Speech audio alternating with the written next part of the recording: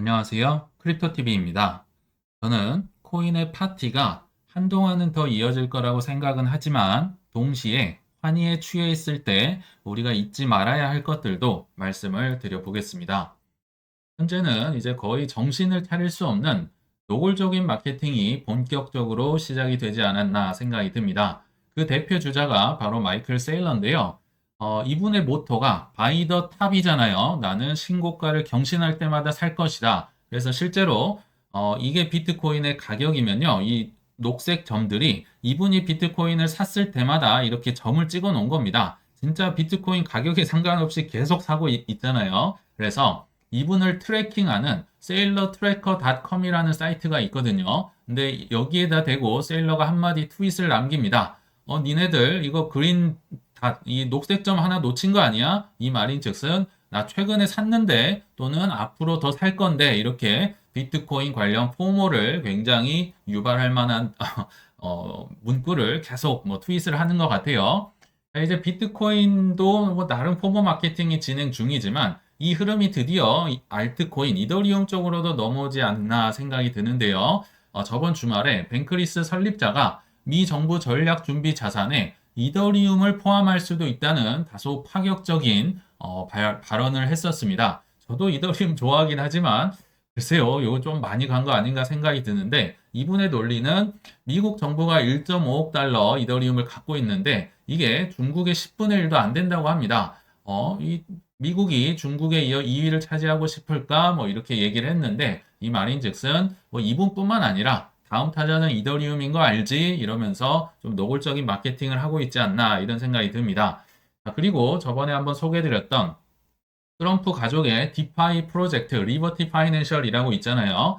예전에 소개를 드릴 때 이분들의 이제 지갑 주소가 공개가 됐습니다. 그래서 거기에 새로운 코인을 집어 넣는다. 그러면 그 코인을 이제 트럼프가 선택했구나 하면서 막 오르는 경향이 있고요. 아직까지는 나오진 않았지만 거기서 팔고 그 지갑에서 빼버린다면 그 코인은 또 떨어질 수도 있겠죠. 이 장난이라고 할지 사업이라고 할지 이걸 통해서 아마 뭐 이분들 정말 천재거든요. 트럼프가 사업적으로는 천재이기 때문에. 근데 최근에 온도라는 코인을 25만 달러 정도 매수를 했다더라 하면서 가격 퍼포먼스가 좋았고요. 그 전날에는 저번 주말이었지만 에테나라는 코인도 50만 달러 정도 사서 가격이 좀 올랐습니다. 이 말인즉슨 내 거 봤지? 이제 이거 사라 이런 거죠. 정말 노골적으로 지갑을 보여주면서 나 이거 들고 있어. 이거 좋은 거 같아. 유망해. 이렇게 넣고 빼고 이런 사업을 투자를 진행하지 않을까 생각이 듭니다. 거기에 이어서 이제 나름 이름 있는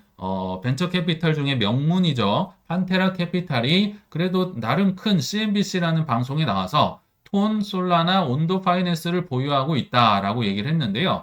자, 이런 큰 방송이니까 뭐 비트, 이더 정도는 얘기할 수 있겠는데 이렇게 톤이나 뭐 온도 파이낸스나 이렇게 시가총액이 낮은 것까지 얘기를 한다는 걸 볼 때 심지어 큰 포지션을 들고 있다고 얘기를 했거든요.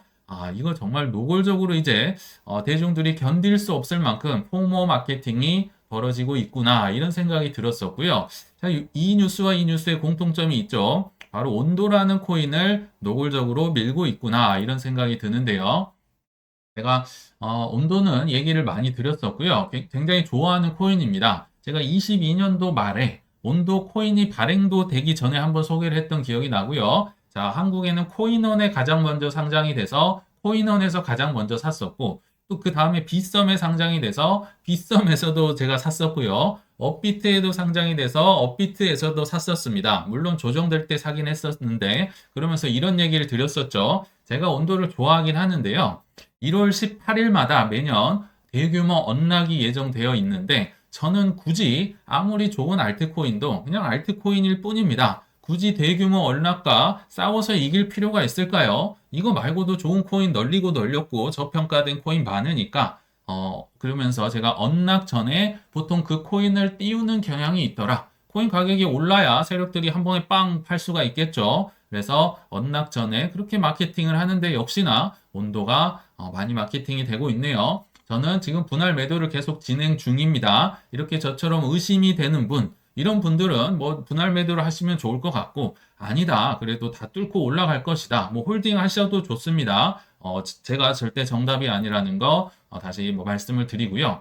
자, 이제 본격적으로 호재가 있고 상승만 한다면 전혀 뭐 금융위기든 어떤 문제도 생기지 않는데 항상 문제는 이제 떨어지는 데 있잖아요. 그래서 환희의 파티 중에서도 우리가 벌어질 수 있는 안 좋은 사건들은 좀 염두에 두고 갔으면 좋겠다 생각에 이제 여러 가지 좀 사건들을 한번 상상을 해보도록 하겠습니다. 그 첫 번째가 바로 믿었던 사람의 배신입니다. 지금 뭐 코인 관련 믿을 만한 사람 누가 있을까요?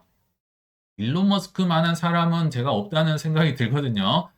근데 21년도 5월 13일자로 일론 머스크가 어떤 얘기를 했느냐? 자, 21년도 한창 강세장 중 한복판에 지금 벌어졌던 일입니다. 테슬라가요, 비트코인을 사용하는 차량 구매, 그러니까 결제를요, 한다고 했다가 돌연 중단을 했습니다. 그 이유를 들어보면 비트코인 채굴과 거래를 위한 화석연료 사용이 급격히 증가한다. 갑자기 석탄 얘기가 나옵니다. 최악의 배출량을 가지고 있습니다. 이걸 보면서 예전에 뉴욕 시장도요, 코인 발언을 하다가 나중에 뭐 화석연료 얘기하면서 돌아섰던 게 기억이 나거든요. 일론 머스크도 똑같았습니다. 이러면서 굉장히 코인이 떨어졌었고, 이게 심지어 더 배신감을 안겨줬던 이유는 불과 5일 전에 SNL이라는 미국의 최고의 뭐 쇼에 나와서 도지 파더라고 하면서 춤추고 노래 부르고 하다가 5일 만에 입장을 바꾼 겁니다. 근데 이거 안 좋은 것 같은데 배신감이 어마어마했었겠죠. 일론 머스크 우리를 위해서 이렇게 하는 게 아니라는 거 또 하나하나 뉴스를 찾아보니까요. 22년 7월 달 이건 이제 하락장 한창 진행되고 있을 때였는데요.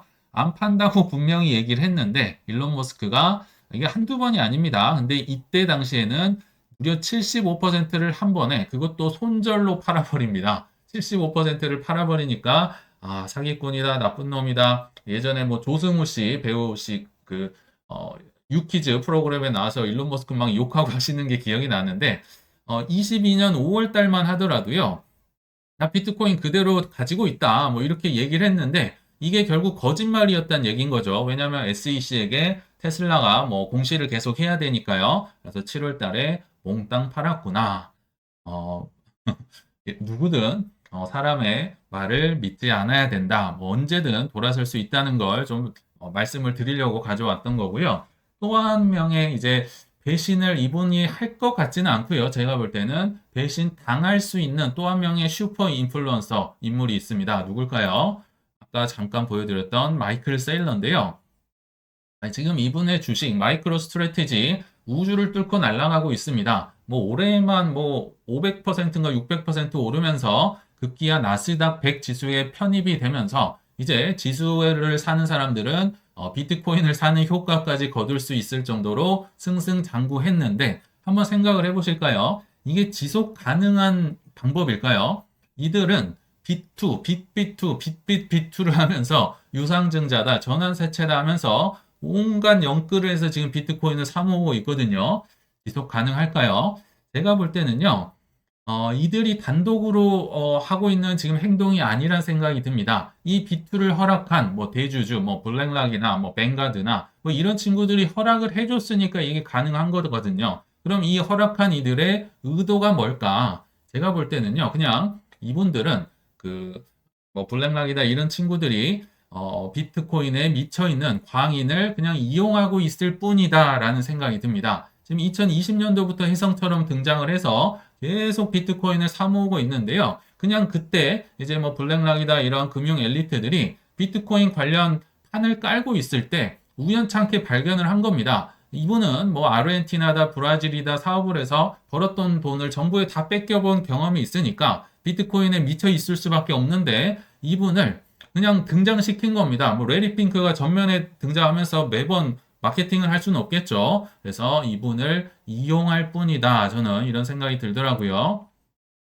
그러면 어떤 일이 발생할까요? 이분은 비트코인을 팔고 싶은 마음이 제가 볼 때 정말 없는 것 같아요. 진심인 건 알겠는데 매도 당할 수 있습니다. 배신 당할 수 있겠죠. 이분이 원하지 않더라도요. 주인이 얘기를 하면 들어야 됩니다. 또는 뭐 여러 가지 변동성을 이유로 또는 뭐 나스닥 100이다, S&P 500이다. 뭐 이제 수익도 많이 거둬야 됩니다. 그래야 거기에 유지를 하고 버틸 수 있는데 점점점 비트코인이 뭐 폭락을 한다든지 변동성이 크다든지 하면 여기서 나오게 될 수도 있는 겁니다.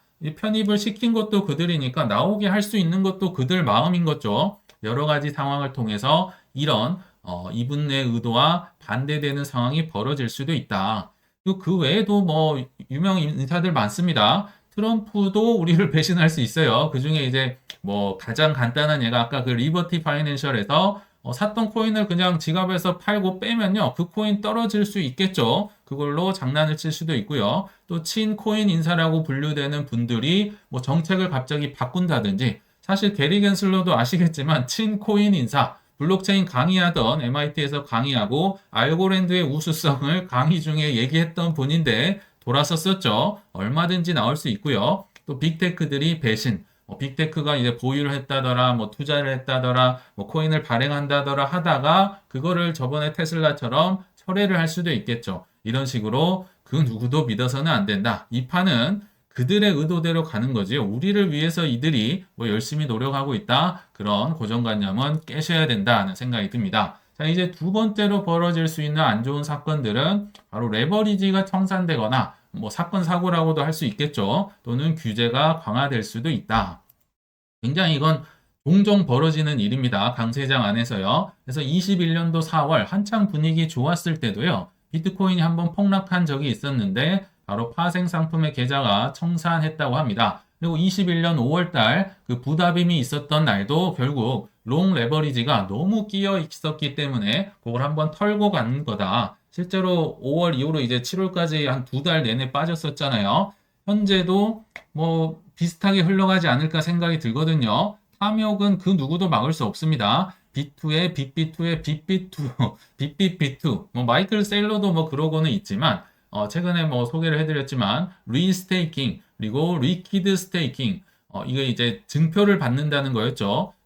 이렇게 업비트처럼 스테이킹을 맡기면 우리는 그 코인을 쓸 수 없지만 리퀴드 스테이킹은요, 뭔가 증표를 줍니다. 이더리움을 맡기면 하나에 해당하는 증표를 또 사고 팔 수 있어요. 또 투자를 할 수도 있고, 그 리퀴드 증표를 가지고 또 리스테이킹을 할 수 있고, 마치 서프라임 모기지 사태가 연상될 정도로 이런 뭐 아이겐 레이어라든지 여러 코인들이 이제 많이 유행을 끌고 있다. 뭐 이런 생각이 듭니다. 앞으로 이런 수요가 뭐 더 많아지면 그러니까 비트코인을 만약 하나를 투자를 해서 청산을 당했는데 100개가 청산당하는 효과가 나올 수 있다는 겁니다. 뭐 핵폭탄처럼 커질 수도 있겠죠. 이거 또 하나, 이건 뭐 사고에 가까운 건데요. 패권 싸움이 진행되면서 뭐 안 좋은 일이 벌어질 수도 있습니다. 이거는 경제 상황과는 상관이 없어요. 경제가 좋다고 하더라도 결국 미국과 중국은 앙숙인데요.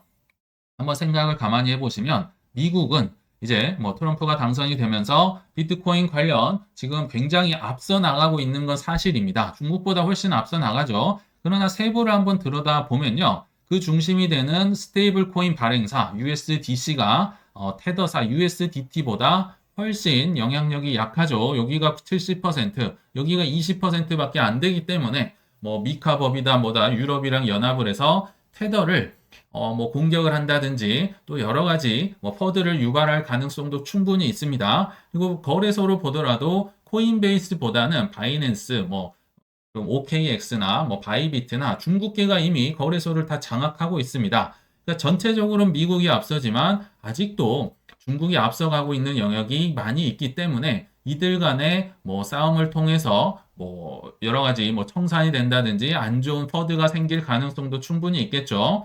규제 쪽으로도 좀 돌변할 가능성이 있습니다. 최근에는 트럼프가 당선이 되니까 이제 친코인적인 뭐 법안이라든지 판결이 뭐 줄을 이루고 있습니다. 그 중에 대표적인 게요. 재무부에서 토네이도 캐시를 제재를 했는데 이게 위법이다. 아시는 분은 아시겠지만 토네이도 캐시는요. 뭐 해커들이나 이런 분들이 이제 뭐 사실 블록체인의 특징이 어디서 가져왔고 어디서 나가고 이런 게 이제 투명하게 공개가 되기 때문에 뭐 깨끗하다, 뭐 투명하다 이런 얘기를 하는 건데요. 토네이도 캐시에 집어 넣어버리면 이게 어디서 온 건지 어디로 나가는 건지 세탁이 됩니다. 이거를 이제 나쁜 말로 세탁이고요. 좋게 얘기하면 프라이버시를 지켜준다. 뭐 예를 들면 텔레그램과 비슷한 거죠. 근데 이거를 그렇게 22년부터 재무부가 이제 제재를 하려고 했는데 미 법원이요. 아니야, 그거 써. 그냥 위법이야. 뭐 제재하지 마. 이렇게 판결을 최근에 했었습니다.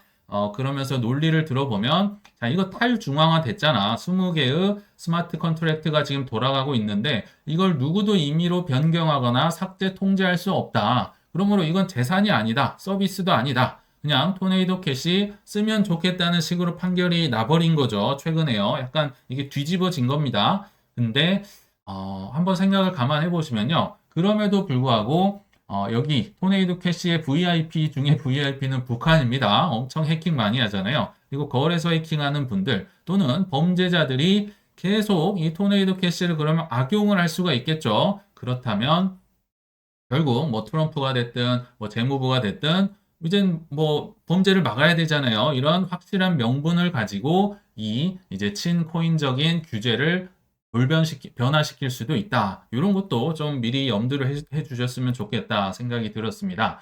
이제 마지막 이유들로는 경제적인 이유라든지 또는 천재지변이 나와서 뭐 역시 비트코인이 안 좋은 상황이 뭐 조정이 나올 수도 있겠죠. 최근에 트램프 인플레이션이라고 하면서 경제학자들이 금리 많이 못 내릴 거다 이런 예상을 하고 있습니다. 최근에 시티은행에서요.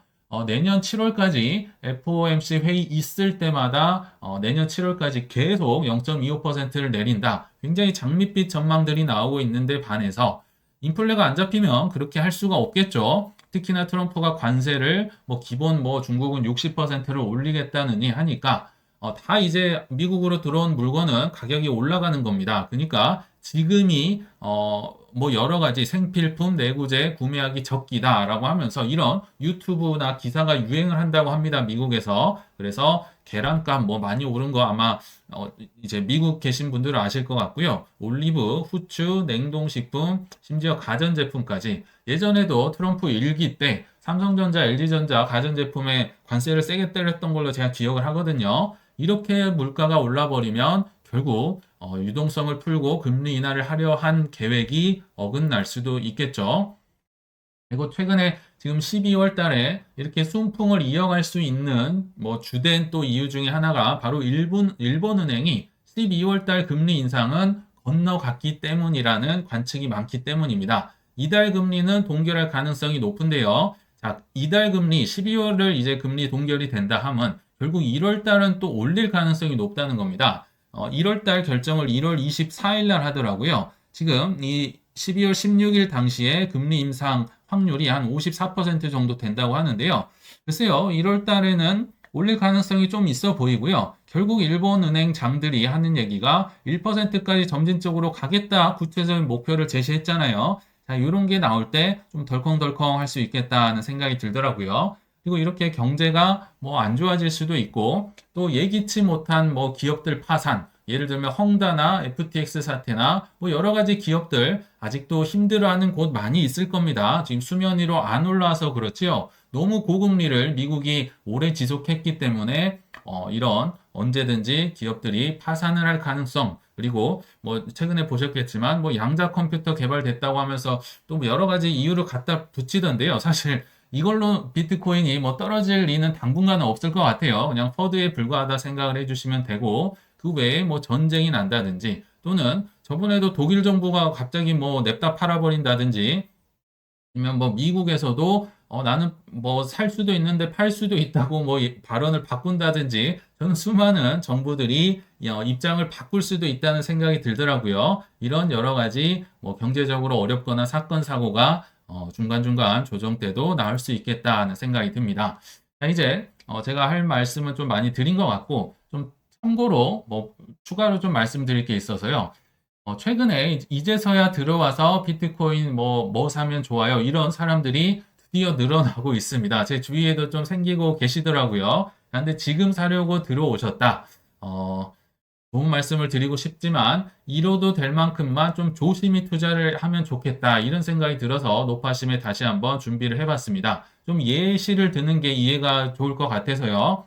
일단 기회가 있는 건 맞습니다. 누구에게나 앞으로 뭐 내년 되면 더 올라갈 수 있고요. 더 뭐 비트든 알트든 올라갈 수 있겠지만 기회 있다는 게 조금 나뉘는 것 같아요. 이미 퍼드 때 많이 사서 저가 매수한 실력 있는 자들에게 기회 있다는 거랑 지금 진입하는 분들에게는 천지 차이다. 저는 이런 생각이 듭니다. 왜 천지 차이냐? 어차피 지금부터 올라가면 좋겠는데 하겠는데 자 이제 한번 시뮬레이션을 돌려보겠습니다. 리플이랑 코인이 이제 다 친숙하시기 때문에 요걸 예로 들어볼게요. 자 보유자들 그 정말 험했던 시절에 리플을 사서 추매하고 하셨던 분들의 평단은 제가 볼 때 한 700원 내외일 것 같아요. 더 싸게 사시면 뭐 5, 600원대도 있겠지만 700원이라 쳐보겠습니다. 대신에 최근에 진입하신 분들은 아마 3,500원 내외이지 않을까. 이게 이제 현재 가격으로 한번 생각을 해볼게요.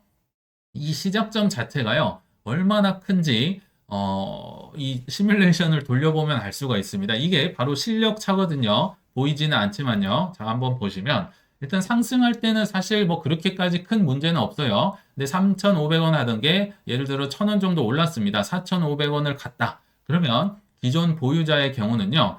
77에 49니까 뭐 7배 조금 못 간 것 같겠죠. 그러니까 뭐 지금 7배든 6배든 뭐 10%를 팔든 절반을 팔든 안 팔든 언제 팔아도 행복한 상황, 여유가 철철 넘칠 거라 생각이 듭니다. 근데 반대로 새로 진입하신 분이 3,500원이었는데 4,500원이 됐다. 그러면 계산을 해보면 한 28% 정도 수익이거든요. 자, 28% 사실 굉장히 큰 겁니다. 그쵸? 뭐 이거 예금을 해서 나올 수도 없고요. 뭐 부동산 투자, 주식 투자로 28% 굉장히 좋은 건데 자, 항상 코인에서는 비교가 되겠죠. 지금 남들은 7배를 바라보고 뭐 10배를 바라보고 리플 뭐 10,000원 간다 얘기 나올 거잖아요. 이 정도 가면요. 남들은 이렇게 바라보는데 나는 28%를 만족을 하고 팔고 떠날 수 있을까요?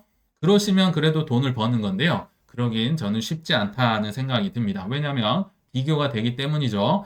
여기서 이제 뭐 분할 매도를 하고 떠난다? 그러면 뭐 돈을 벌 수 있겠지만 그렇게 떠나시는 분은 거의 없다. 왜냐면요. 탐욕은 끝이 없기 때문에 그렇습니다. 그리고 이제 상승하는 건 그나마 이제 좋은 경우고 항상 문제는 떨어질 때 찾아오죠. 자, 하락이 아닙니다. 그냥 조정 정도. 조정 3,500원이 2,500원 정도 오면 한 1,000원 정도 빠진 거거든요. 그러면 기존 뭐 이제 사셨던 분들은 어차피 뭐 73에 21, 어차피 3배권 이상의 수익을 거두고 있거든요. 그렇기 때문에 여유가 철철 넘칩니다. 그냥 냅둬라. 그리고 다른 코인 오르면 되지. 이것도 그냥 분할 투자, 분산 투자를 해놓은 거니까 그렇게 스트레스를 받을 이유가 없는데 여유가 있는데 반해서 새로 진입하는 분이 3,500원이었는데 2,500원 가잖아요. 그럼 마이너스 28%가 반대로 되거든요.